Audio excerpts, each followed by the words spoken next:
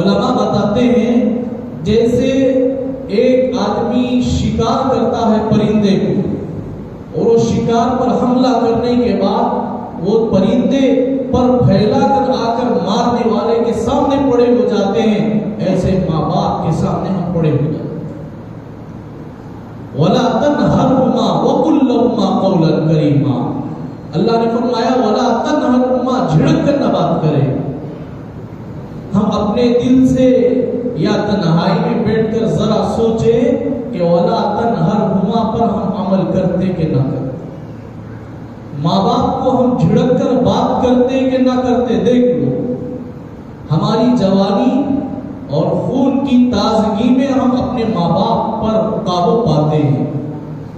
جب ماں باپ جوان تھے، ہم بچپن میں تھے، ماں باپ اپنا زور ہمارے اوپر نہیں بتایا، اگر بتا دے تو کبھی جنازے کی نماز پڑھ لیتے۔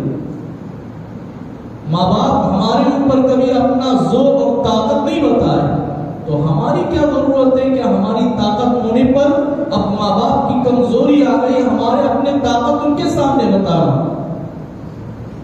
وَلَا تَنْهَرْهُمَا، جھڑک کر نہ بات کرے۔